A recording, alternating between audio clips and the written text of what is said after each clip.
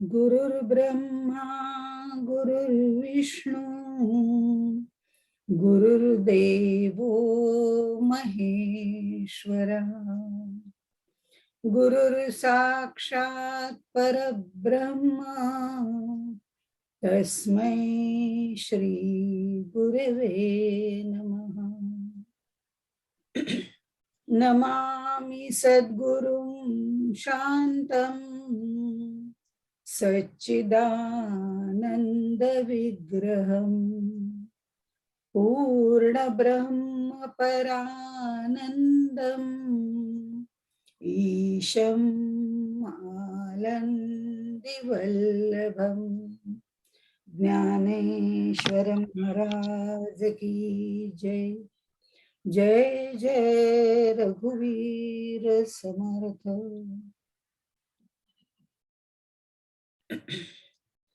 आपण ज्ञानदेवांचं अमृतानुभवामधलं किंवा अनुभवामृतामधलं सद्गुरु वंदन बघतोय आणि ह्या सद्गुरु वंदनामध्ये ज्ञानदेवांनी सत्य परब्रह्माची अनुभूती म्हणजेच सत्यानुभूती असं ज्याला म्हटलं जातं ते सांगितलेलं आहे। आणि ते सांगताना आपण जे पहिले 5 श्लोक बघितले होते त्यातला जो चौथा श्लोक आहे अद्वैत आत्मानस्तत्वतम तत्वम, हे जे आहे त्याबद्दल त्यांनी सांगितलेलं आहे। आत्मानः अद्वैतम तत्वम, आपल्यामध्ये हे जे परस्पर अद्वैत आहे हे दाखवणाऱ्या मूळ प्रकृती आणि पुरुष यांच्या तात्विक स्वरूपाचं वर्णन किंवा यथार्थ ज्ञान ज्याला आपण म्हणतो ते त्यांनी या चौथ्या श्लोकामध्ये सांगितलेलं आहे। आणि तोच आधार त्यांनी इथे घेतलेला आहे अद्वैत साक्षात्काराचा। म्हणजे ज्ञानेश्वरांची आत्मानुभूती ही अद्वैत आत्मानस्तत्वम याच्यावरती म्हणजे अद्वैताचा साक्षात्कार करून देणारी आहे। आणि शिवशक्ती ह्या मिथुनात्मक, आपण आधी बघितलं निरूपाधिके असं जे म्हटलेले ती जगाची जनके असं सांगणारी आहे। म्हणजे हे अद्वैत तत्वज्ञानाचा साक्षात्कार त्यांनी सांगितलंय, पण सांगताना ते अद्वैत तत्वज्ञानाच्या दृष्टिकोनातनं सांगितलंय, शिवशक्ती मिथुनात्मक रूपाने, पण तरीही ती निरूपाधिक असलेली ती जगाची निर्माती आहेत अशा पद्धतीने त्यांनी ते सांगितलेलं आहे। ह्याच्यामध्ये प्रियू प्राणेश्वरी हे त्या दोघांचं रूप आपण पाहिलं आणि त्यांचं सामरस्य पाहिलं। आणि आता सद्गुरु आणि सत्शिष्य यांचं ते वर्णन करतायत। ते सुद्धा खरं म्हणजे त्यांचं असं म्हणणं आहे की ते दिसतात दोन, पण तत्वतः ते एकच आहे, एक तत्व आहे। म्हणून अद्वैत मात्मान तत्व असं त्यांनी म्हटलेलं आहे। ते त्या पद्धतीने त्यांनी वर्णन केलं। त्यातला आता आपण 20वा श्लोक बघणार आहोत। तेही सद्गुरूंचंच वर्णन आहे। त्यामुळे इथे त्यांनी असं म्हटलेलं आहे, लघुत्वाचे मुदले बैसला गुरुत्वाचे सेले नासुनी नाथिले सदैव जो, नासुनिया नाथिले सदैव जो असं पण काही ठिकाणी आहे। असो, पण नासुनी आणि दोन्हीचा अर्थ एकच आहे। इथे गुरुपण म्हणजे श्रेष्ठपण, मोठेपण, आणि लघुत्व म्हणजे छोटेपण। छोटेपण म्हणजे लघुत्व म्हणजे सुद्धा हे जे गुरुतत्व आहे ते लघुत्व जरी म्हटलं त्याला तरी ते अहंकार रहितच तत्व आहे। परब्रह्म हे तत्व सुद्धा आपण म्हणतो भूमात भूम आणि सूक्ष्मात सूक्ष्म असं म्हटलेलं आहे त्यांनी। ते सूक्ष्मात सूक्ष्म आहे म्हणून ते व्यापक आहे, तसंच सद्गुरूंचं आहे। आणि ते भूमात भूम आहेत, सूक्ष्मात सूक्ष्म आहेत, त्यांना अहंकार नाहीये। अहंकार नसलेले, अहंकार रहित असं हे परब्रह्म तत्व आहे। तसेच आमचे सद्गुरू आहेत। श्री गुरूंना सुद्धा अहंकार नाहीये। आता अहंकार नाहीये पण तरी सुद्धा त्यांच्याजवळ असलेलं ज्ञान आणि प्रेम यांच्या योगाने ते स्वतःकडे लघुत्व घेतात, असून नसल्यागत राहतात। ज्यांचं थोडंफार असतं ते दाखवायचा प्रयत्न जास्त करतात, पण तसं यांच्याकडे भरपूर असलं तरी ते असून नसल्यागत म्हणजे स्वतःकडे लघुत्व घेऊन राहतात। ते इथे पुढे जे म्हटलेलं आहे की मुद्दल मुद्दले, ते मुद्दल घेऊन, कोणतं मुद्दल घेऊन? तर ते शिष्याचं जे प्रेम आहे, त्या शिष्याच्या प्रेमावरती त्यांना गुरुत्व मिळालेलं असतं. त्यामुळे ते मुद्दल घेऊन ते सगळं, किंवा स्वतःकडे लघुत्व घेतलेलं आहे, त्या लघुत्वाच्या आधारावरती, दोन्ही तऱ्हेने आपण म्हणू शकतो, ते परब्रह्मरूपी मोठेपणावरती आरूढ झालेले आहेत. जीवाच्या बाबतीत काय आहे की जीवाला अहंकार असतो आणि त्यामुळे त्याला मोठेपणाची हाव असते. त्याला हे लघुत्वाचं मुद्दल कळणार नाही. पण सद्गुरूंना जीवदशाच नाहीये, त्यामुळे ते आमच्यासाठी लघुत्व पत्करतात. बहुधा ज्ञान आपण आता याच्या आधी बघितलेलं आहे, 14 विद्या 64 कळा, पण ते ज्ञान नव्हे. हे जे बहुधा ज्ञान आहे, बहुप्रकारचं ज्ञान आहे, ते ज्ञान देणारे गुरु असतात, पण ते सद्गुरू नसतात. त्यामुळे ही शांभवी विद्या देणारे, आत्मज्ञान देणारे, ब्रह्मज्ञान देणारे, कैवल्याचं दान करणारे असे हे सद्गुरू, श्री गुरु असतात. आणि खरं तर शिष्य आहे म्हणून गुरु आहे, ही सापेक्षता आहे. नवरा कुणाला म्हणायचं? ज्याला बायको आहे त्याला नवरा म्हणायचं. ही सापेक्षता आहे. हे आपण मागच्या ह्याच्यात बघितलं होतं. पण श्री गुरूंच्या बाबतीत म्हणजे ते शिष्य आहे म्हणून गुरु आहेत, ही सापेक्षता आहे. पण तरी सुद्धा श्री गुरूंच्या बाबतीत, त्यांच्या गुरुत्वाच्या बाबतीत तसं म्हणता येत नाही. कारण ते गुरु जरी शिष्य नाही म्हणून त्यांना गुरुत्व नाही असं म्हणता येत नाही. म्हणून ते गुरुत्व जे आहे त्या बाबतीत आपल्याला तसं म्हणता येत नाही. पण शिष्य, श्री गुरु यांचं एकरूपत्व आलं, सामरस्य आलं की गुरु गुरुच राहत नाही आणि शिष्य शिष्यही राहत नाही. म्हणून त्यांचं गुरुत्व गेलं असं होत नाही, त्यांचं श्रेष्ठत्व नष्ट झालं असंही होत नाही. याच्याबद्दलही आपण उदाहरण दिलं होतं की जे शिक्षक असतात त्यांच्याकडे जे विद्यार्थी शिकलेले असतात, ते त्यांचे शिष्य आपण म्हणूया, ते जे असतात ते तयार होतात आणि ते आणखीन विद्यार्थ्यांना तयार करतात. त्यावेळेला ते स्वतः गुरुपदी आरूढ झालेले असतात. पण तरी सुद्धा ते ज्यांच्याकडे शिकलेले असतात त्यांचं गुरुत्व किंवा त्यांचा आदर त्यांचा कमी होत नाही. किंबहुना यांनी ज्ञान दिलं म्हणून मी दुसऱ्याला ज्ञान देऊ शकलो, ही भावना त्याच्यामध्ये असते आणि त्यांचं श्रेष्ठत्व वाढतच जातं पण कमी होत नाही. तसंच आपण मध्ये एकदा बघितलं होतं की सद्गुरू हे व्यवहार्य आहेत. मागे 2-3 ह्याच्यात परब्रह्माच्या बाबतीत वगैरे आपण बघितलं होतं तेव्हा. तर सद्गुरू हे व्यवहार्य आहेत, पण परब्रह्म अव्यवहार्य आहे, असं ते वाक्य होतं माझं त्यावेळेला. ते पाहिलं होतं आपण. तर व्यवहार्य आहेत म्हणजे हे कुठला व्यवहार करतात? तर हे मोक्ष देण्याचा व्यवहार करतात. परब्रह्म मोक्ष देत नाही. मोक्ष देण्याचं काम सद्गुरु कृपा जेव्हा होते तेव्हाच आपल्याला मोक्ष मिळतो. म्हणून मोक्ष देण्याचं काम सद्गुरु करतात आणि सद्गुरु परब्रह्म तत्वापेक्षा वेगळे नाहीत. त्यामुळे आपण म्हणतो की परब्रह्मातनं आपल्याला मोक्ष प्राप्ती होते. पण मुळामध्ये सद्गुरूची कृपा असल्याशिवाय परब्रह्म ते मोक्ष देत नाहीत. सद्गुरू त्याला सांगतात. म्हणून ते कबीराचा जो हे आहे दोहा आहे की हे दोघं भेटले तर कोण मला, मी कोणाला आधी नमस्कार करीन, तर मी आधी माझ्या सद्गुरूंना करीन, कारण तो तिकडे नेणार आहे. हे जे आहे ना, तो व्यवहार करणारे सद्गुरू आहेत आणि त्यांचं मुद्दल काय आहे? शिष्यत्व. आता त्या शेलक्या म्हणजे ह्याच्यावरती त्या सत्शिष्याच्या मुद्दलावर, मुद्दा म्हणजे सत्शिष्य म्हणते, सरसगट सगळ्या शिष्यांना मोक्ष मिळत नाही. त्या शेलक्या भूमीवरती, शेलक्या म्हणजे अशा ज्याला आपण म्हणू की प्रॉपर काय बरं म्हणता येईल त्याला, ठेवणीतला आपण म्हणतो ना शेलका, ठेवणीतला अगदी विशिष्ट रूपाने तयार झालेला असा जो आहे ना, ते शिष्यत्वाचं जे सेल आहे, सेले म्हणजे शेलका, या पद्धतीने इथे दिलेलं आहे. शेलक्या भूमीवर त्या ह्याच्यावरती बसून, त्या सत्शिष्याच्या शेलक्या भूमीवरती बसून, त्या मुद्दलावरती बसून हे व्यवहार करतात. म्हणजे तिथे हे जे शिष्यत्व आहे त्याला ते महत्व देतात आणि आपल्याकडे पुन्हा लघुत्व घेतात.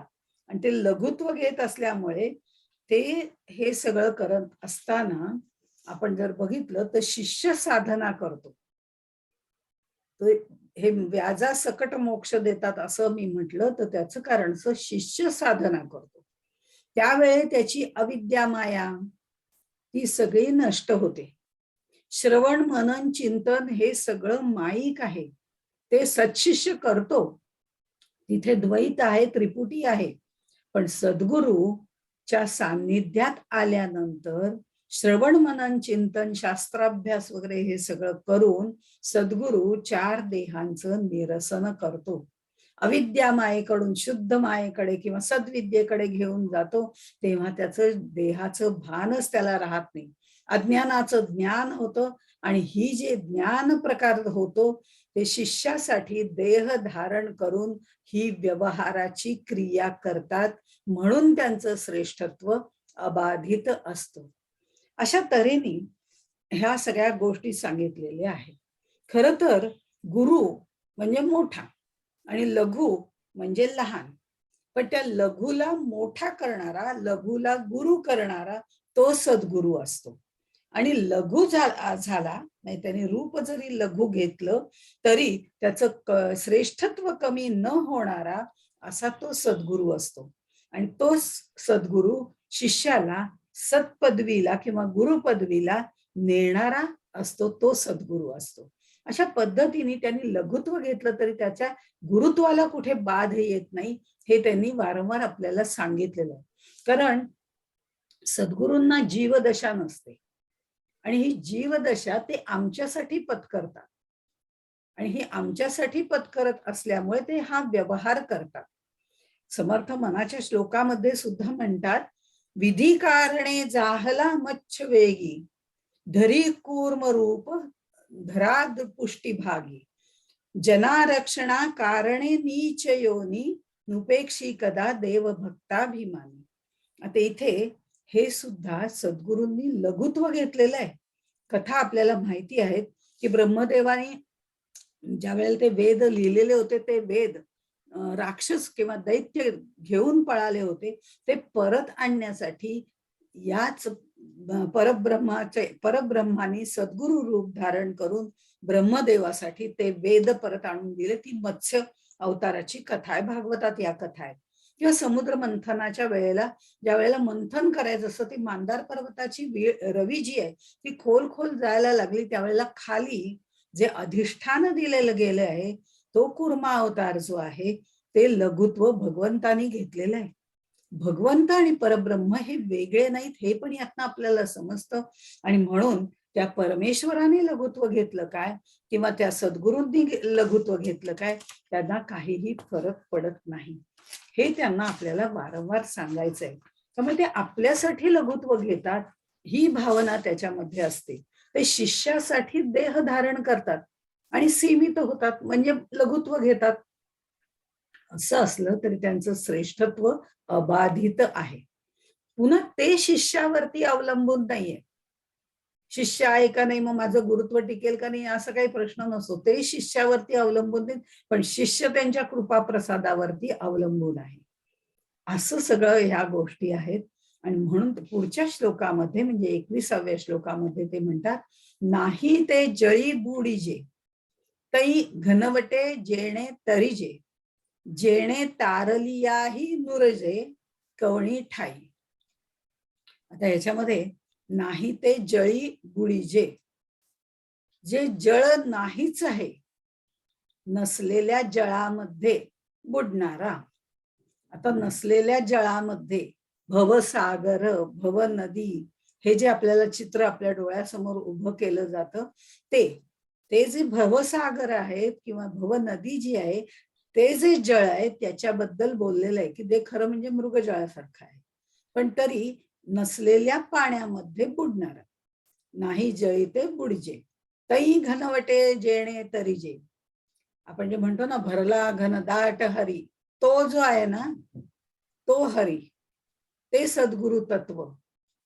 तई तईचा सगळा भाग इथे येतो. भरला घनदाट हरी, ते हरी तत्व, ते सद्गुरु तत्व, अशा पद्धतीने.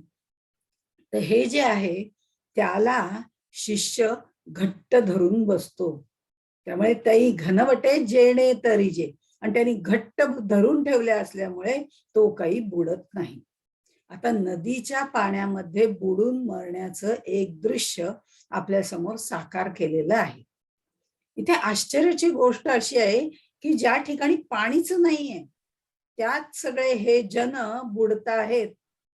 समर्थ ज्याला म्हणतात, आगाजे झालेची नाही त्याची वार्ता करीसी काही. अरे हे जग झालंच नाही, त्याच्यात कुठलं तू भवसागर आणि काय आलंय, हे काही नाहीये, ही सगळी माया आहे. या नास्ती सा माया, अशी आहे. या सगळ्या काल्पनिक गोष्टींमध्ये आम्ही रमतो, सुख दुःख भोगतो आणि त्याच्यातच बुडून जातो. आधी या नसलेल्या मायेच्या जळांमध्ये आम्ही बुडत राहतो आणि त्या ह्याच्यातनं बुडत असलेल्या जीवाला सद्गुरु बाहेर काढतात, असा त्याचा अर्थ आहे. बुडते हे जन देखवे ना डोळा, असं तुकाराम महाराज म्हणतात. म्हणजे सद्गुरु बाहेर काढतायत. अर्थात हे शब्दशः अर्थ पाहिला तर आश्चर्य वाटतं की बुडते हे जन देखवे ना डोळा कसं काय, कारण काही इथे नाहीच आहे. पण त्याचा लक्षार्थ पाहिला तर आपल्या लक्षात येतं. वाच्यार्थ आणि लक्षार्थ असे दोन अर्थ असतात.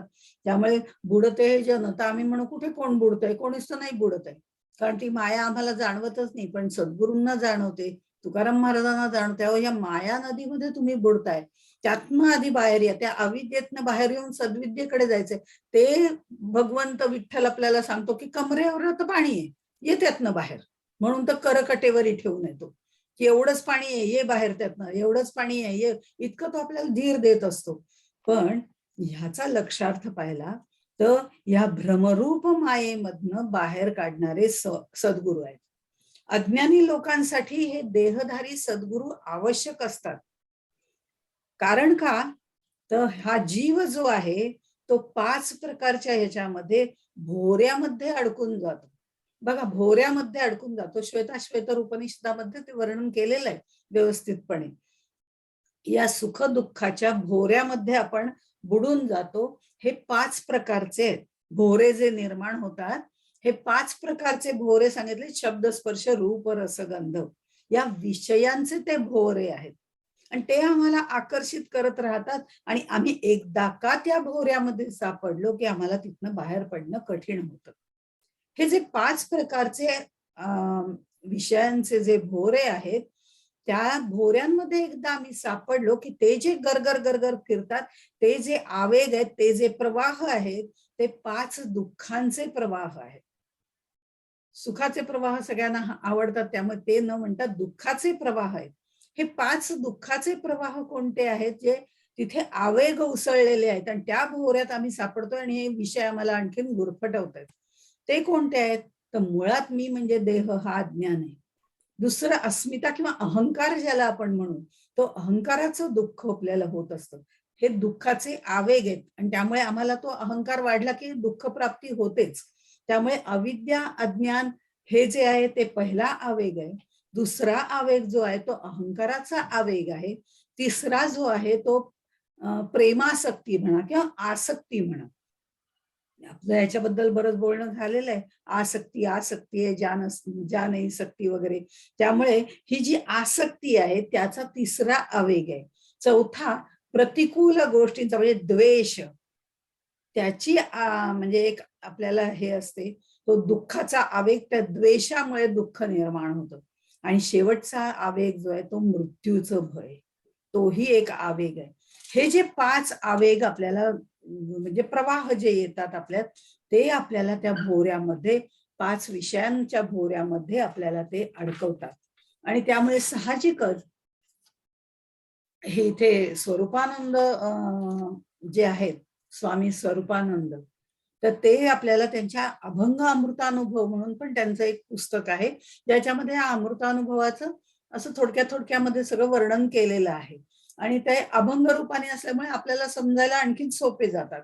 त्याच्यात ते असं म्हणतात की जया सद्गुरूचे लाभता सहाय्य जीव सुखे होय ब्रह्मरूप. दुसऱ्यातली 36वी ओवी आहे. ओवी रूपातनं मांडलेलं आहे त्याने ते. तर ते हे जे आहे सद्गुरु कृपेने आत्मस्थितीला पोचलेला शिष्य देहात्म बुद्धी, जीवात्म बुद्धी, ब्रह्मात्म बुद्धी ही त्याला काहीच उरत नाही, तो नुरोनी ठेला. हे जे वर्णन येतं त्यासाठी या सगळ्या पाण्यातनं सद्गुरु आपल्याला बाहेर काढतात. पण इथे ते काय म्हणतात, जया सद्गुरूचे लाभता सहाय्य जीव सुखे होय ब्रह्मरूप, ही नंतरची ओवी आहे. पण आधी ते असं म्हणतात की या पाण्यातनं बाहेर काढलं ना, खऱ्या खुऱ्या पाण्यातनं, नदीचं पाणी आहे, समुद्राचं पाणी आहे, त्या खऱ्या खुऱ्या पाण्यातनं बाहेर काढलं ना, तर जीव तीरावर येऊन उरतो. त्याला बाहेर काढलं जातं, तो तीरावर असतो. म्हणजे तो पुन्हा कधी गटांगळी खाईल काय सांगता येत नाही, हे त्यांना म्हणायचं.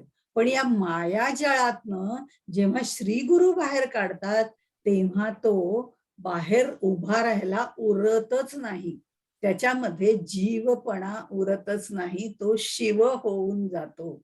आणि म्हणून ज्ञानदेव म्हणतात, जसं ज्ञानदेवाने सांगितलं त्याप्रमाणे, जेणे तारलियाही नुरीजे, हे जे आहे जेणे तारलियाही नुरीजे म्हणजे कवणोठाई, तर ते हे जे आहे तो उरतच नाही. म्हणजे त्याला बाहेर काढलं म्हणून तो बाहेर येऊन उभा आहे का, तर नाही. खऱ्या पाण्यातनं तो बाहेर आणला तो उभा राहील आणि पुन्हा जाण्याची पण शक्यता आहे. छान वाटतं आपण पुन्हा जावं म्हणून तो जाईल. पण सद्गुरू जेव्हा काढतात तेव्हा असं होत नाही. म्हणूनच ते म्हणतात साधुबोध झाला नुरोनिया ठेला. हे जे आपण हरिपाठामध्ये बघितलं होतं तो जो आहे तो नुरोनिया ठेला. विवेकानंद हे आपण उदाहरण त्यावेळेला बघितलं होतं की नरेंद्र आहे पण न उरोनिया ठेला, तो नरेंद्र नरेंद्र राहिलाच नाही. अशा पद्धतीने आपण वर्णन केलं होतं. हा का राहत नाही शिष्य, तर तो राहत नाही, उरत नाही, तो देहात्म बुद्धी त्याची निघून जाते. मी म्हणजे देह हे अज्ञान निघून जातं. जीवात्म बुद्धी निघून जाते, मी म्हणजे जीव, तो जीव राहतच नाही, तो शिव होऊन जातो. ब्रह्मात्म बुद्धी उरत नाही, मी म्हणजे ब्रह्म ही सुद्धा एक अहमची भावना तिथे असते, ती द्वैतात येते. याबद्दलही आपलं बोलणं झालेलं आहे. त्यामुळे तेही तिथे उरत नाही, ती द्वैत बुद्धीच तिथे उरत नाही, म्हणून तो नुरोनिया ठेला असं म्हटलेलं आहे. आणि घनवटे इथे जे म्हटलेलं आहे, तई घन, तई म्हणजे ते परब्रह्म, घनवटे जेणे तरिजे, याचं आणखीन एक प्रकारे एक छान उदाहरण दिलेलं आहे की अशा नसलेल्या जळामधनं, हात भाग आपल्याला कळलेलाच आहे. घनवट, घनवट म्हणजे घट्ट, जड, भरीव, असे त्याचे वेगवेगळे अर्थ आहेत.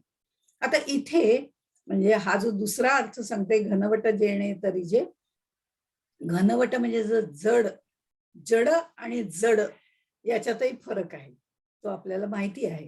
त्यामुळे जड म्हणण्यातला उच्चार बघा, जड आणि जड. जड म्हणजे वजनाला जड, आणि जड म्हणजे ज्याला अज्ञान निष्ठा आहे तो अज्ञानी, तो जड जीव असं आपण म्हणतो. आता हे जड असणारे देहधारी सद्गुरु, जड वजनाने जड, कारण त्यांचं वजन जास्त आहे, शिष्याला तारून नेतात. हा एक भाग झाला. किंवा जड असलेल्या शिष्याला सद्गुरु तारून नेतात, हा एक भाग झाला.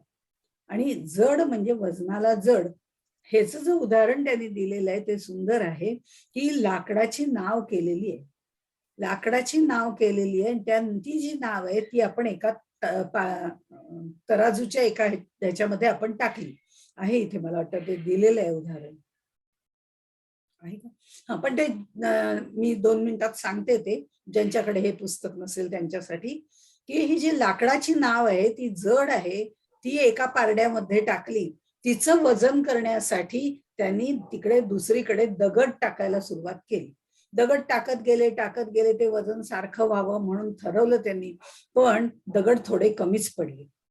दगड कमी पडले म्हणजे त्या दगडांचं वजन त्या नावेपेक्षा थोडं कमी भरलं. पण आता हो दगडच दिसत नाही, आता काय करूया, बरोबर ठीक आहे, हे दगड जे आहे ते ह्याच्यापेक्षा थोडे कमी वजनाचे आहेत, पण साधारण आपल्याला अंदाज आला की नावेचं वजन काय आहे. पण हे जड वजन जे दगड टाकलेले आहेत ते नावेपेक्षा कमी वजनाचे आहेत. कमी जड आहेत. पण ज्या वेळेला ते दगड आपण समुद्रात टाकू त्यावेळेला ते ताबडतोब तळाशी जातात. ते दगड जरी त्या नावेपेक्षा वजनाने कमी असले आणि सगळेच्या सगळे एकत्र पोत्यात बांधून टाकले तरी ते तळाशीच जातात. पण ती जी नाव आहे ती जर त्या समुद्रामध्ये सोडली तर नाव त्याच्यापेक्षा वजनाने जड असून सुद्धा तरून जाते, ती त्याच्यावरती तरंगते. सद्गुरु हे जड जीवाला स्वतःचं वजन वापरून म्हणजे सद्गुरु कृपेचं वजन वापरून ते त्या नावेमध्ये बसवतात आणि ती नाव जी आहे ती सद्गुरु रूपी नाव आपल्याला त्यातून तरून नेते. अशा तऱ्हेने हा म्हणजे लौकिक अनुभव त्यांनी सांगितलं, जगातला अनुभव. हा लौकिक अनुभव म्हणजे जगातला अनुभव. तो आपल्याला पटतो की नाव तरून जाते, तसं सद्गुरु आपल्याला तरून त्यातनं नेतात. असं सगळ्या तऱ्हेचे युक्तिवाद ज्ञानदेव मांडतात. ते मांडतात पण मोडून पण काढतात, दोन्ही गोष्टी आहेत. पण सद्गुरूच्या व्यापकतेविषयी ते आपल्याला सांगतात. आणि ही व्यापकता सांगताना लगेच त्यांनी पुढचं उदाहरण जे दिलेलं आहे ते आकाशाचं उदाहरण दिलेलं आहे. आकाश हे आपल्याला माहिती आहे सर्वांना व्यापून राहणार आहे, चराचराला व्यापून राहणारं आकाश आहे असं आपण म्हणतो. आणि ते आकाश निरावयव आहे, त्याला अवयव नाही. ते आकार म्हणजे आकाश म्हणजे पोकळी आहे, अशा तऱ्हेने आपण त्याचं वर्णन करतो. इथे मात्र ज्ञानदेव म्हणतात आकाश हे सावेव न बंधे आकाशाची हाव, ऐसे कोणी एक भरीव आकाश जो. आता आकाश आहे का नाही म्हटलं तर आहे, म्हटलं तर नाही असं आपल्याला म्हणावं लागेल. म्हटलं तर आहे, म्हटलं तर नाही. अपत्य कुणाचं आहे? आकाश हे माया ब्रह्माचं अपत्य आहे. माया ब्रह्मापासून निर्माण झालेलं आहे, ते पंचभूतातलं आहे. भ्रम निर्माण करणं हा मायेचा गुण आहे, आपण बघितलेला. आणि दिसणं प्रत्यक्ष सत्य हा परब्रह्माचा गुण आहे. परब्रह्माचं अनुभूती घेणं मग ते सत्य आहे कळणं हा त्याचा गुण आहे. म्हणजे सत्य हा परब्रह्माचा गुण आहे आणि भ्रम निर्माण करणं हा मायेचा गुण आहे. आई वडिलांचे दोन्ही DNA घेऊन हे आकाश निर्माण झालेलं आहे. म्हणजे ते म्हटलं तर सत्य आहे, म्हटलं तर भ्रमात्मक पण आहे. म्हणजे ते दिसतंय आम्हाला डोळ्यांना म्हणून आम्ही म्हणतो आहे ना, दिसतंय ना आकाश निळं आहे, अमकं आहे, तमकं आहे वगैरे. पण जसजसं त्याच्या जवळ जावं तसतसं ते आपल्या हाताला तर लागत नाहीये, म्हणजे ते भ्रम पण वाटत. म्हणजे आकाश अवकाश ही पोकळी आहे. मी इथून तिथपर्यंत जाऊ शकते, मध्ये जर पोकळी असेल तर, अवकाश असेल तर, पोकळी असेल तर, एखादं कपाट इकडून तिकडे सरकवायचं तर तिथे जागा रिकामी लागते, स्पेस लागते त्याला. हे जे आहे ती पोकळी म्हणजे आकाश आहे. आणि हे आकाश जे आहे त्याला शून्य हा त्याचा गुण आहे. आकाशाच्या पोकळीला कुठेही आकार नाही, आकार नाही, अवयव नाही, ती पोकळी आहे असं आपण म्हणतो. पण इथे ते म्हणतात आकाश हे सावेव. आता सावेव का म्हटलेलं आहे तर इथे आकाशाचा शब्द हा गुण आहे, तो त्याचा स्वतःचा आहे. माया आणि भ्रमामधून निर्माण झालेला तो शब्द गुण आहे त्याचा.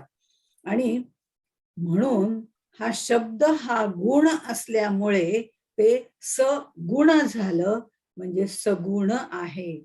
आणि सगुण आहे ते सावेव, म्हणजे त्याला अवयव नाहीत पण त्याला आकार आहे. आणि आकार आहे म्हणून ते सावेव आहे. पोकळ असलं तरी सुद्धा ते सावेव म्हणजे हा सगुण रूपातला असल्यामुळे त्याला अवयव आहे. कुठला अवयव आहे? शब्द हा अवयव आहे त्याचा, सगुण असल्यामुळे. असं त्यांनी घेतलेलं आहे. असं थोडं फिरवून त्यांनी आपल्याला इथे सांगितलेलं आहे. पण आमचे सद्गुरू कसे आहेत, ते सद्गुरूंशी तुलना केलेली आहे, ते महत्वाचं आहे. ते आकाश जे आहे ते पोकळी आहे. पण म्हणून आकाशाची पोकळी म्हणजे आमचे सद्गुरू नव्हे, कारण सद्गुरू हे भरीव आहेत. ते भरीव आहेत, पोकळ नाहीयेत. सच्चिद आनंद, सच्चिद आनंद घन असं त्याला म्हटलेलं आहे. घन म्हणजे भरीव. सत्य आहेत, ज्ञ स्वरूप आहेत, क्रियाशील आहेत, म्हणून सच्चित आनंद स्वरूप असे ते भरीव आहे. त्यामुळे शब्द हा गुण तर त्यांचा आहेच सद्गुरूंकडे. तो शब्द गुण आहे आणि तो त्यांच्यापाशी आहे, म्हणून ते आम्हाला याचं वर्णन करण्याचं सामर्थ्य देतात. शब्दामध्ये जे मावत नाही त्या परब्रह्माला शब्दाच्या कवेत घेण्याचं जास्तीत जास्त सामर्थ्य ते आपल्याला देतात. नाही नाही म्हणून, आहे आहे म्हणून का होईना, पण ते देतात, कारण शब्द हा त्यांचाही गुण आहे, सद्गुरूंचा गुण आहे. परब्रह्मातनं निर्माण झालेल्या प्रत्येकामध्ये असलेले गुण हे परब्रह्मामध्ये स्थितच आहेत, कारण ते निर्मितीचं स्थान आहे. माया ही त्याची शक्ती आहे, पण मुळात ते सगळे गुण तिथे आहेतच. फक्त ते बाहेर येतात तेव्हा त्याला आकार येतो, रंगरूप येतं, म्हणून तो गुण होतो. आता त्यामुळे हे सद्गुरू आमचे भरीव असे आहेत, म्हणून ते भरीव आहेत.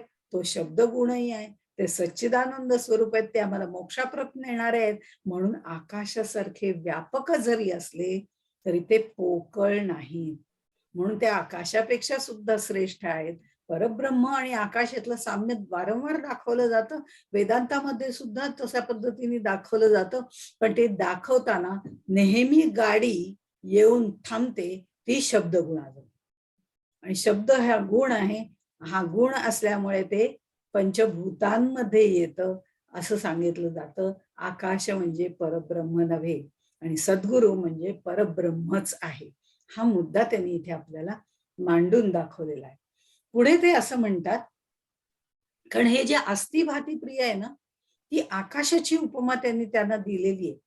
आता आकाशाची उपमा झाल्यानंतर हळूहळू ते त्या अनुषंगाने पुढे येत आहेत आणि ती उपमा देताना पुढच्या ह्याच्यात ते म्हणतात, चंद्रादी सुशीतळे, चंद्रादी सुशीतळे घडली जयाचे निमेळे, सूर्य जयाचे नि उजाळे, कवडसेनी उजळून निघतो असं म्हणतो ना, पण ते उजाळे. आता ह्याच्यामध्ये आकाशाची आधी उपमा दिली, मग त्याच आकाशामध्ये असलेले चंद्र सूर्य ते त्या आकाशाच्या विशाल पोकळीमध्ये आहेत. ती पोकळी सुद्धा व्यापणारे आमचे सद्गुरू आहेत, हे त्यांनी सांगितलंच आपल्याला. पण आता ह्याच्यामध्ये जे आकाशाच्या पोकळीमध्ये जे चंद्र सूर्य आहेत, ते चंद्र सूर्य तारे हे सगळं चराचर विश्व ज्याच्या सहाय्याने किंवा संकल्पाने निर्माण झालंय, ते सर्व जे आहे त्याची उपमा या ठिकाणी दिलेली आहे. आता चंद्र म्हणजे बघा ना, चंद्र म्हणजे चांदण नव्हे बरं का. चंद्राला काही चांदण पडलं म्हणजे चांदण म्हणजेच का चंद्र तर नाही, चंद्र वेगळा आहे, चांदण वेगळं आहे. एखाद्या झरोक्यातनं चंद्राचा झरोका आला, चंद्राच्या शीतलतेचा झरोका आला किंवा ते चांदण्याचा झरोका आला, तर तो झरोका म्हणजे चंद्र नव्हे. पण चंद्र आहे म्हणून हे चांदण आहे, चंद्र आहे म्हणून हा झरोका आहे. पण झरोका म्हणजे चंद्र नव्हे, चांदण म्हणजे चंद्र नव्हे. तो प्रत्यक्ष दिसला जरी नाही आपल्याला चंद्र, तरी चांदण जरी पडलं तरी त्याचं कार्य आपल्याला दिसतं. तसं परब्रह्माचं कार्य म्हणजे हे सगळं जग आहे, ब्रह्मांड आहे, हे सगळं लक्षात घेऊन त्यांनी ती उपमा दिलेली आहे. सद्गुरूंना चंद्र सूर्य अशी तेजाची उपमा दिलेली आहे. आता ही चंद्राची ज्योत्स्ना म्हणतात. चंद्राचा जो प्रकाश पडतो ना, शीतल असतो, पांढरा स्वच्छ असतो. हल्ली तो आपल्याला लाईटच्या ह्याच्यामध्ये दिसत नाही, पण जिथे कुठेही लाईट नाही, काही नाही, अगदी अंधार आहे, अशा ठिकाणी लख्ख चांदणं जेव्हा पडतं, ती जी आहे ती चंद्राची ज्योत्स्ना असं त्याला म्हटलं जातं. आणि सूर्याच्या ह्याला काय म्हणतात? सूर्याच्या ह्याला दीप्ती म्हणतात. म्हणजे तेजाचेच दोन्ही प्रकार आहेत, पण फरक आहे. एक शांत आहे, शीतल आहे, तर दुसरं प्रखर आहे, तेजस्वी आहे. दोन्ही प्रकाशवाचकच आहेत, म्हणजे तेजही आहे, प्रकाशवाचक आहे, पण फरक आहे. एक शीतल आहे, एक प्रखर आहे म्हणूया, किंवा तेजस्वी आहे. हे तेज जे आहे ते प्रखर आहे एकाचं आणि एकाचं शांत आहे. आता ह्याच्यामध्ये सद्गुरूंच्या बाबतीत बघितलं तर सद्गुरू तेजस्वी पण आहेत आणि शीतल पण आहेत, दोन्ही आहेत. यदादित्यगतं तेजो जगत भासयते एखल्यम. हे जे सगळे आपल्याला गीतेमधली ओवी आहे ही, काहीतरी 15व्या अध्यायातली वगैरे आहे मला वाटतं. तर ही जी आहे ते जे सूर्याचं तेज आहे, ते सूर्याचं तेज त्या सूर्याच्या ठिकाणी तेज स्वरूपात राहून या अखिल जगाला ते तेज प्रकाशित करत असतं. ते तेज सुद्धा मीच आहे. आणि चंद्राच्या ठिकाणी असलेलं शीतल तेज आहे जे अमृत वर्षाव करतं, ते सुद्धा मीच आहे, असं भगवंत आपल्याला सांगतो. भूमंडळामध्ये जो अग्नी स्थित आहे तेही तेजाचं स्वरूप आहे, तेही माझंच तेज आहे. म्हणजे या भगवंतापासूनच हे तेज तत्व निघालेलं आहे. मग ते शीतल आहे का प्रखर आहे, यापेक्षा सुद्धा ते भगवंतापासून निघालेलं आहे. आणि आमचे सद्गुरू आणि ते भगवंत किंवा परब्रह्म हे एकच आहे. त्यामुळे त्यांच्या जवळ शीतल तेज पण आहे आणि प्रखर तेज पण आहे. आता कसं आहे, तर ते ज्ञानाचं जे आहे ते प्रखर तेज आहे. आणि त्यांचं जे कृपाछत्र त्यांनी आमच्यावर टाकलेलं आहे, ते कृपाछत्र त्यांच्या आमच्यावरती जेव्हा त्यांचं पडतं, त्यावेळेला जो अमृताचा वर्षाव होतो, ते अमृताचा वर्षाव करणारं कृपाछत्र जे आहे ते सद्गुरूंचंच आहे. त्यामुळे ते शीतल तेज सुद्धा त्यांचंच आहे. अशा पद्धतीने त्यांनी चंद्रादी सुशीतळे म्हणजे चंद्र आदी अशा पद्धतीने त्यांनी सांगितलेलं आहे. आता याच्यामध्ये सुद्धा मगाशी मी उल्लेख केला तो चांदण्यांचा केला, तर त्याच्या ह्याच्यात सगळं ते काही म्हटलेलं नाहीये त्यांनी. पण चंद्र आदी म्हणजे चंद्र, सूर्य, चांदणे वगैरे जे तेजाचे प्रकार आहेत ते सगळे, अग्नी वगैरे सगळं आलं त्याच्यामध्ये. आता ह्याच्यामध्ये चांदणं जे पडतं ते सूर्याच्याच प्रभा आहेत, त्या सूर्यप्रभा सॉरी चंद्रप्रभा आहेत. त्यामुळे चांदणं जे पडतं ते किंवा सूर्याची किरणं पडतात, ती रश्मी ती सुद्धा त्याचीच प्रभा आहे. तशी ही चंद्राची प्रभा म्हणजे चांदण आहे.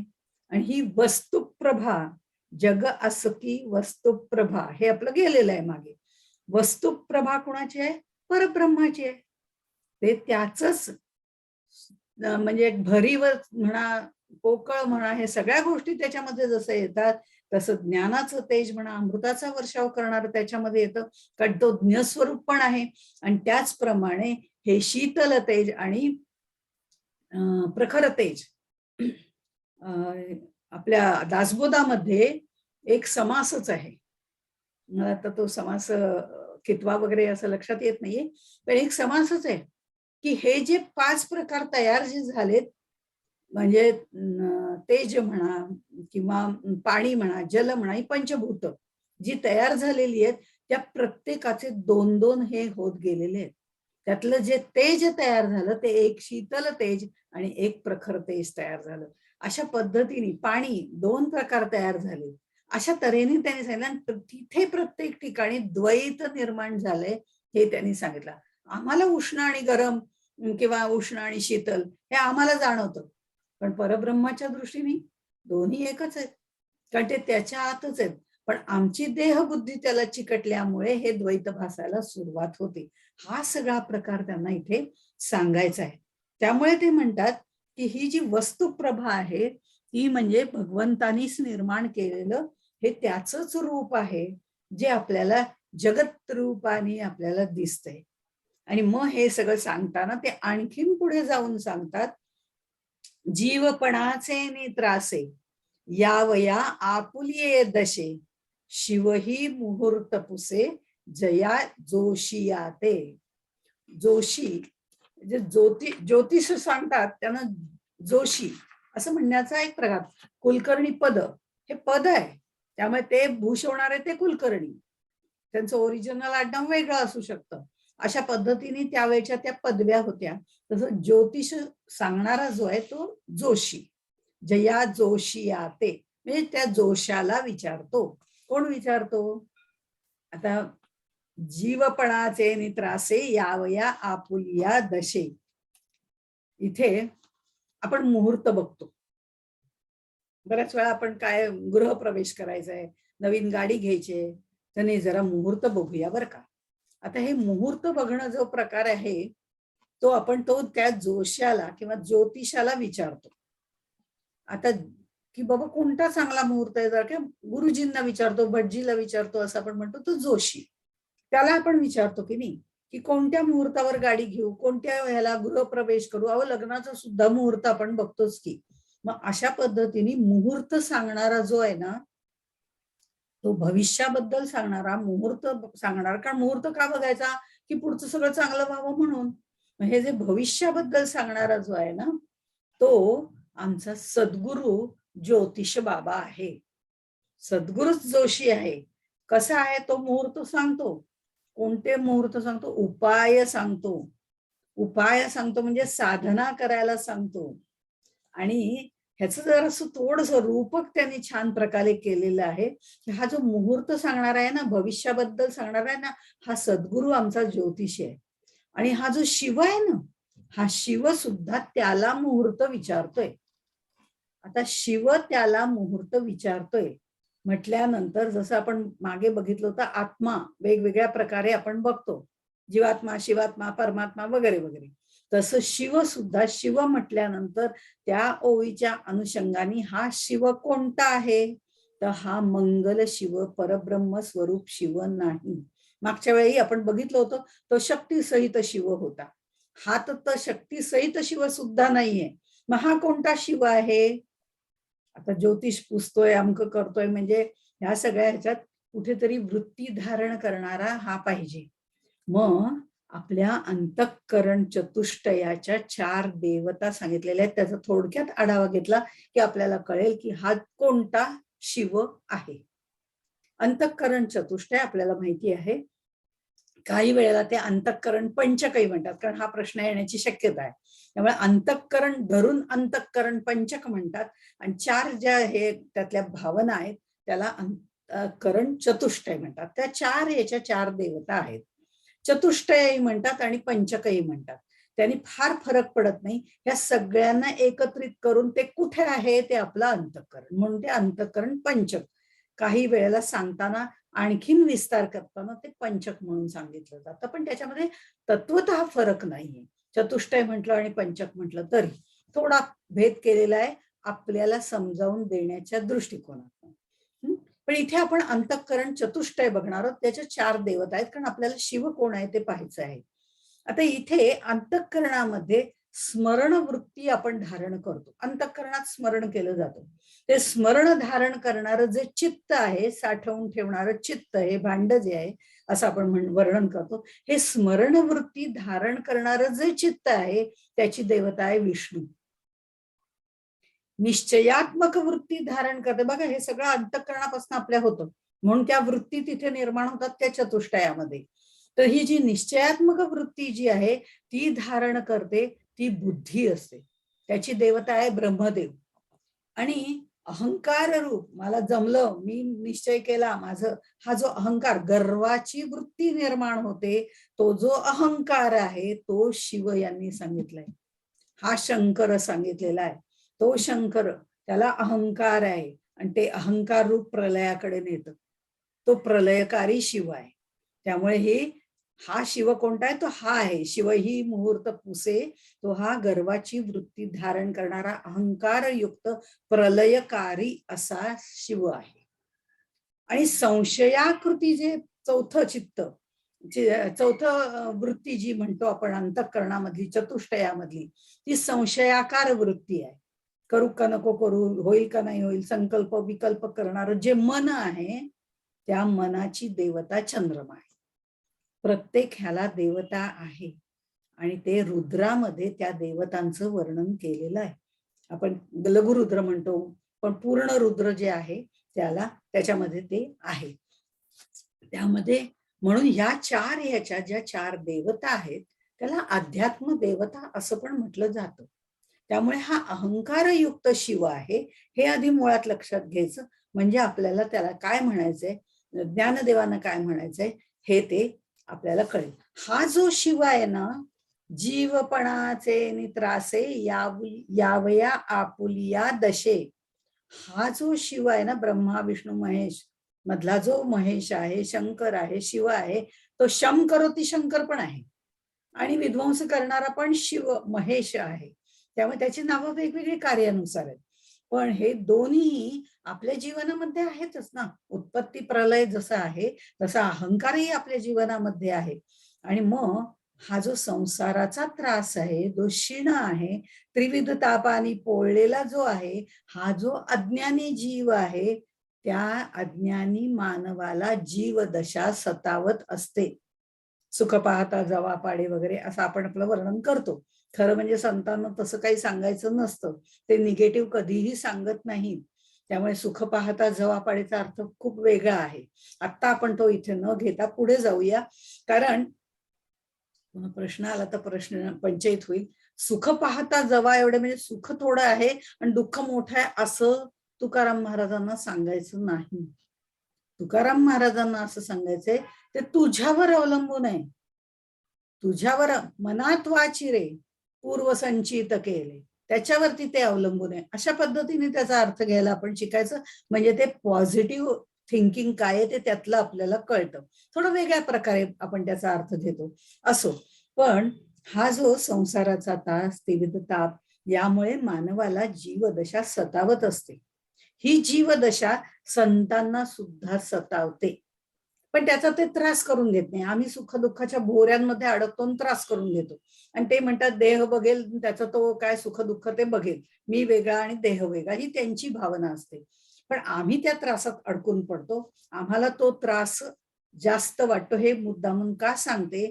कारण त्या शिवानी ही जीवदशा घेतलेली आहे आणि तो या जीवदशेमध्ये बांधला गेलेला आहे. आणि म्हणून तो शिवाला, तो जो शिव आहे आतमध्ये राहिलेला आपला, तो शिव सुद्धा या जीवदशेला कंटाळून म्हणतोय, अरे आता मला यातनं मुक्ती कधी मिळेल, तो मुहूर्त सांग ना. आणि तो सद्गुरूलाच विचारायला पाहिजे.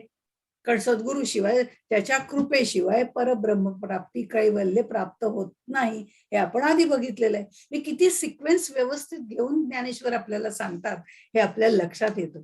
आणि म्हणून देहाच्या सत्यत्वाची जी भ्रांती जीवानी घेतलेली आहे, मगाशी जे मुद्दामून वर्णन केलं सत्यत्व, ती आत्मानुभूती, ही ज्ञानदेवांनी घेतलेली आहे.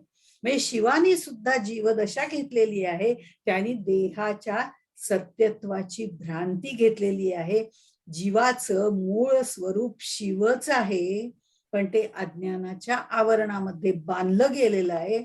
आणि हा शिव थोडस आपण जर मागचा रेफरन्स घेतला शिवशक्ती समावेशांचा, तर आपल्या लक्षात येईल तिच्या प्रेमा खातर हा बांधला गेला, म्हणून त्याला जीवदशा आली. प्रकृती पुरुष हे निरुपाधिके असली तरी त्यांनी हे निर्माण केलेलं आहे.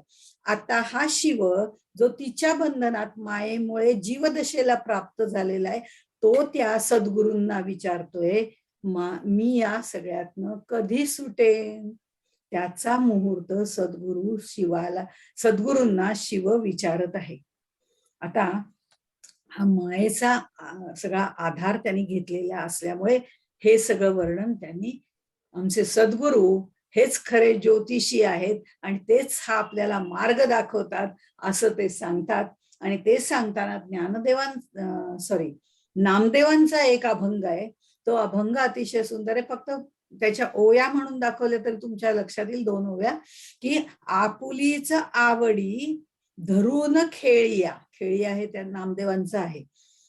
तर त्याच्यामध्ये ते म्हणतात, आपुलीच आवडी धरून खेळिया, आप आपणा ते व्याला रे, जोपता करणे केली बायको, तिने एवढे केले रे.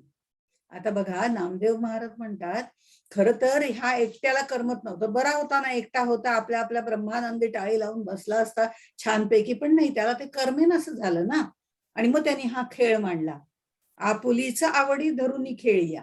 आपलीच आपण आवड निर्माण केली आणि आपणच आपल्यातनं क्रीडा करण्यासाठी तिला निर्माण केली. तिला म्हणजे त्या मायेला निर्माण केली, त्या प्रकृतीला निर्माण केली. आणि या प्रकृतीने हा व्याप एवढा काही वाढवला की आता त्याची, आणि त्याला जाऊन बसायला सांगितलं ना त्याच्यात, त्या चराचरामध्ये तो भरलेला आहे. ते चराचरामध्ये म्हणजे प्रत्येक ठिकाणी जिथे जिथे तिने निर्माण केलं तिथे तिथे हा जाऊन बसलेला आहे. त्यामुळे ह्या प्रत्येक ठिकाणी तो बसलेला असल्यामुळे हा बायकोच्या व्यापामध्ये अडकून पडला आणि आता त्याची सुटका होत नाही, म्हणून माझी सुटका कधी होईल असं हा सद्गुरु, हा शिव आमच्या सद्गुरूंना विचारतोय, त्या ज्योतिषाला विचारतोय. याचाच अर्थ दशा प्राप्त झालेल्या जीवाचं पारमार्थिक स्वरूप हे शिवच आहे. आणि शिव सुद्धा ही शेवटची स्टेज नाहीये, ही प्रलयाची स्टेज आहे.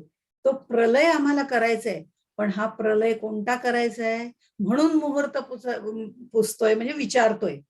तो प्रलय आमचा कसला करायचा आहे? विवेक प्रलय करायचा आहे आम्हाला. विवेकाने हे जग असंच राहणार आहे, आम्हाला दिसतंय ते सर्व तसंच राहणार आहे, पण हे सगळं म्हणजे ते नव्हे, हे शाश्वत तत्व आहे. हे आमच्या लक्षात येण्याकरता आम्हाला या सगळ्याचा विवेकाने प्रलय करावा लागतो. ते जे प्रलय करायचंय म्हणून हा संहारक शिव इथे त्यांनी घेतलेला आहे. आणि तो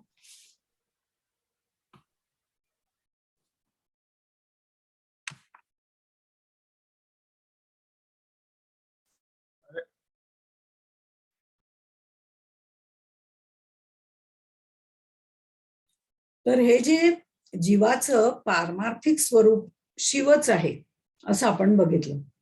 हा शिव सुद्धा सद्गुरूंना विचारतोय की मी या जीवस्वरूपातनं जीव दशेतून केव्हा सुटेल आणि तो सुटण्याचा मुहूर्त तू मला सांग. म्हणून आपण आता बघितलं, तो प्रलय आम्हाला करायचा तो विवेक प्रलय करायचा हा विवेक प्रलय, अन्य प्रलय जे केले जातात, शिव जे प्रलय करतो, महेश रूपाने जे प्रलय करतो, ते जे प्रलय आहेत ते आपले जागृतीतले, म्हणजे आपल्या जीवाचे सुद्धा देह स्वरूपामध्ये दोन प्रलय होतात, निद्रा प्रलय आणि मृत्यू प्रलय ज्याला म्हटलं जातं शेवटचं. हे दोन प्रलय, तसे ब्रह्मांडाचे दोन प्रलय होतात. पण हे चार प्रलय तर सगळ्यांना माहितीच आहे, त्याच्यासाठी मुहूर्त पुसावा लागत नाही, विचारावा लागत नाही. पण विवेक प्रलय करण्यासाठी सद्गुरु कृपा असावी लागते. आणि म्हणून त्या सद्गुरु ज्योतिषाला आम्हाला मुहूर्त विचारावा लागतो की बाबा तुझी कृपा कर ना. मी मनन, चिंतन, स्मरण, निधिध्यासन सगळं करत आलंय, शास्त्राचा आभा सगळं घेतलेलं आहे, अहम ब्रह्मास्मी पर्यंत मी आलोय. आता हा अहम घालवण्याची कृपा मात्र तू कर, कारण तो इथपर्यंतच मला आणू शकतो, पुढे नेऊ शकत नाही. आणि ती सद्गुरु कृपा म्हणजे तो मुहूर्त एकदा आपल्या सद्गुरूंनी सांगितला की जीवदशेतनं आपली सुटका होते. आणि म्हणून ते म्हणतात आपुलीचा आवडी धरून खेळ या आपण व्यालो रे. त्यानेच त्याला निर्माण केलेलं आहे आणि ते सगळं खेळण्यासाठी हे बायको निर्माण केली आणि तिने ह्या सगळा व्याप केला आणि त्याच्यातच तू अडकून राहिला. आता त्यातनं तुला बाहेर पडायचंय, जीवरूपाकडून शिवरूपाकडे जायचंय, अशा पद्धतीने त्यांनी वर्णन केलेलं आहे. तो श्लोक आपण पाहिला. आता एक श्लोक पुढचा घेऊ का? एक अगदी थोडक्यात आहे तो, तेवढा घेते आणि थांबते. चांदणे स्वप्रकाशाचे, आपण याबद्दल आधीच्या श्लोकामध्ये डिटेल पाहिलेलं आहे, त्यामुळे फार काही आपल्याला वेगळं सांगायचं नाहीये. चांदणे स्वप्रकाशाचे लेईला द्वैत दुणीचे, मगाशीच मी सांगितलं चंद्र आहे आणि ती त्याची प्रभा आहे म्हणजे चांदणं आहे, किंवा सूर्य आहे त्याची रश्मी आहे, तशी ते त्याची किरण आहेत. जसं परब्रह्म आहे त्याचं हे सगळं जगत रूपी ब्रह्मांड रूपी जे कार्य आहे ते जगत सुद्धा पूर्णपणे त्याची प्रभा आहे, वस्तू प्रभा असं त्याला म्हटलेलं आहे. त्यामुळे ते जे आहे तो ते लेणं आहे ते द्वैताचं आहे, ते इथे त्यांनी फक्त सांगितलेलं आहे. चांदिणे स्वप्रकाशाचे लेईला द्वैत दुणीचे, तरी उघडे पण नवचे चांदाचे जया. म्हणजे ह्याच्यामध्ये हे आत्मस्वरूप जे आहे ते चांद आहे, चांदोबा चंद्र आहे. त्यांनी स्वतः चांदण्याचं तलम शुभ्र असं वस्त्र, झिरझिरीत धवल असं वस्त्र पांघरलेलं आहे. चंद्राने चांदण्यांचं वस्त्र पांघरलेलं आहे. बरं एकेरी वस्त्र पांघरून कदाचित थंडी थांबली नाही त्याची, शीतलता आहे ना त्याच्यामध्ये, अशी काहीतरी उपमा त्यांनी दिलेली आहे की ती जी शीतलता आहे ती शीतलताची काही हे झालं नाही त्याला. ते इतकं तलम झिरझिरीत असं वस्त्र घेऊन जे त्यांनी पांघरलं होतं चांदण्यांचं, ते घेऊन त्याची काही थंडी थांबली नाही, शीतलता थांबली नाही. मग त्यांनी ते दुहेरी तिहेरी घडी केली त्याची आणि ते आपल्या अंगावरती घेतलं. आता दुहेरी घडी केली याचाच अर्थ द्वैत निर्माण केलं. आता हे द्वैतामध्ये स्वतःला बांधून घेतलं, द्वैताचं पांघरुण घेतलं, आलं की नाही. अशा पद्धतीने ते वर्णन केलंय. पण तरी सुद्धा ज्ञानदेव असं म्हणतात, अहो वस्त्रच इतकं सुंदर आहे, चांदण्यांचं वस्त्र, झिरझिरीत शीतल धवल पांढर शुभ्र असं ते वस्त्रच इतकं सुंदर आहे की त्याचं सौंदर्य दुहेरी तिहेरी केलं म्हणून काही ते लपून राहत नाही. ते वस्त्र सुद्धा सुंदर आहे, त्याचंही सौंदर्य लपून राहत नाही. म्हणजे बघा, भगवंतानी निर्माण केलेलं हे जग जे आहे, हे जे ब्रह्मांड निर्माण केलेलं आहे, त्यातलं जे वैविध्य आहे ते सुद्धा सुंदरच आहे. मग ते का उपभोगू नये? हा, ते उपभोगायचंय, पण आसक्ती विरहित उपभोगायचं, त्याच्यात आसक्ती नाही ठेवायची. आला क्षण उपभोगायचा आणि सोडून द्यायला, हे सोडून देणं जमलं पाहिजे. आणि ते सोडून देणं म्हणजे वैराग्य. म्हणून उपभोगायचं नाही का? नाही. छान चांदणं पडलंय, आपण जातोय मस्तपैकी रात्रीचा प्रवास करतोय, बाहेर झाडं बिडं आहेत, अहो कोजागिरी पौर्णिमा आहे, ते चंद्राचं चांदणं इतकं मस्त पडलेलं आहे. आणि अशा वेळेला त्याचा आनंद उपभोगायचा नाही का? तर मी अद्वैत तत्वज्ञानामध्ये एकनिष्ठ आहेत, ह्याच्याशिवाय ब्रह्म म्हणजे दुसरं काही नाही, असं काहीतरी उगीच म्हणण्यापेक्षा तेही उपभोगा. त्याच्यात रमून जाऊ नका की हे कोजागिरी रोज असली पाहिजे, नाही का? शक्य नाहीये ते. त्यामुळे त्याच्यात रमू नका. पण जो क्षण आलाय तो क्षण उपभोगणं हे महत्वाचं आहे. आणि तो आनंदाने उपभोगणं. म्हणून मगाशी म्हटलं, सुख जवापाडे जरी म्हटलं असलं तरी सुद्धा तो आनंदाचा क्षण तुम्ही जेव्हा उपभोगता, त्यावेळेला दुःखाचा क्षण जरी कितीही आले तरी सुद्धा आपल्याला असं वाटतं आत्ता हे जातील हो, या दुःखामध्ये सुद्धा आम्ही सुख शोधायला सुरुवात करतो. विचारी मना तूच शोधोनी पाहे. सुखी माणसाचा सदरा कोणी घेतलाय असा जो मनाचा श्लोक आहे, त्याच्यामध्ये त्यांनी म्हटलंय, विचारी मना. अरे तू मनालाच विचार ना. हा चंद्रमा त्याची देवता आहे, तो तुला द्विधा अवस्थेमध्ये टाकतो, तिकडे नको जाऊ इकडेच ये, कारण त्यांनी द्वैताचं पांघरून घेतलेलं आहे. जे जे चंद्र सूर्य पंचभूत येतं ते सगळं मायेत येतं, हेही त्यानं सांगितलंय. या द्वैताच्या आवरणाच्या मागे जे त्याचं सौंदर्य आहे, ती जी भावना आहे ती जास्त उठून दाखवलेली आहे. आणि ती त्या दुहेरीपणामध्ये या विश्वाला जरी सांभाळून घेतलं असलं, सामावून घेतलं असलं, तरी हे जे लौकिक अर्थाने आपण बघितलं तर हाही एक भाग आहे की चंद्र परप्रकाशित आहे. हा दुसरा मुद्दा. त्याच्याबद्दल सायन्स सगळ्यांना माहिती आहे, परप्रकाशित आहे म्हणजे तो दुसऱ्याच ह्याच्यावर आहे. पण आत्मस्वरूप जे आहे, आमचे जे सद्गुरू आहेत ते परप्रकाशी नाहीत, स्वसंवेद्य स्वयंप्रकाशी आहेत. आणि म्हणून परब्रह्म स्वरूप असे हे सद्गुरू आहेत. भले त्यांनी हे द्वैताचं पांघरून घेतलेलं आहे चंद्रासारखं. कसं द्वैताचं पांघरून घेतलं सद्गुरूंनी? देह धारण केलाय. देह धारण केल्यावरती देहाच्या सगळ्या उपाधी लागल्या की त्याला, म्हणजे त्या द्वैतामध्ये ते आलेले आहेत. का द्वैतात आलेत? आमच्यासाठी आलेले आहेत हो. पण त्यांनी जरी द्वैताचं पांघरून घातलं असतं तरी त्या आत्मचैतन्य आहे. द्वैताचं दुपटं पांघरून जसं आम्ही येतो तसं तेही आलेले असले तरीही उघडेपण न वचे, ते अगदी उघडे आहे. त्यांनी हे पांघरून जरी पसरलं असं आम्हाला वाटलं, देह बुद्धीचं देहाचं पांघरून वापरलेलं असं आम्हाला जरी वाटलं, तरी मुळामध्ये ते तत्व उघडे आहे. जे विटेवरी उभा तो जो जसा आहे कैवल्य ज्ञानाचा पुतळा, तसा तो उघडा आहे, स्वच्छ आहे. त्याने जरी अंगावरती हे पांघरून घातलं असलं तरी तो सद्गुरु स्वयंप्रकाशी आहे, स्वसंवेद्य आहे. आणि अशा सद्गुरूला आम्ही नमन करतो असं भगवंत म्हणजे ज्ञानदेव आपल्याला सांगतायत. आणि त्यामुळे ते सद्गुरू हे सगळं चराचर व्यापणारे आहेत, आकाशासारखे आहेत. त्यांच्यामध्ये या दोन्ही प्रकारचे तेज आहे.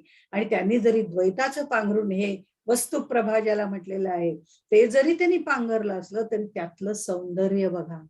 कारण ते सौंदर्य म्हणजे माझे सद्गुरूच आहे. म्हणजे तेही एक त्याचंच लक्षण आहे. म्हणजे चांगलं आहे. ते आपण म्हणतो ना, ती विभूती आहे. ते विभूती स्वरूप त्यांचं पहा, म्हणजे आपोआपच त्या ब्रह्मामध्ये, त्या वस्तुप्रभेमध्ये सुद्धा तुम्हाला त्याचा नित्य आनंद घेता येईल, हे त्यांनी सांगितलंय. आणि अशा पद्धतीने सद्गुरूंचं वर्णन करताना त्यांनी ह्या सगळ्या मोठ्या मोठ्या उपमा दिलेल्या आहेत, पण त्या आपल्याला कळतील कारण आपण यांना पाहिलेलं आहे. असं नाही चांदणं म्हणजे काय, चंद्र म्हणजे काय, सूर्य म्हणजे काय विचारावं लागणार नाही आपल्याला. त्यामुळे ते आपण पाहिलेलं आहे, आपण ते अनुभवलेलं आहे. हा लौकिकातला आपला अनुभव गृहीत धरून त्यांनी आपल्याला आध्यात्मिक अनुभव, त्यांचा अमृताचा अनुभव सांगितलेला आहे. तो आपण ऐकतोय, सद्गुरु कृपेने ऐकतोय. त्या सद्गुरूला वंदन करून आपण इथेच थांबूया. ज्ञानेश्वर महाराज की जय. जय जय रघुवीर समर्थ.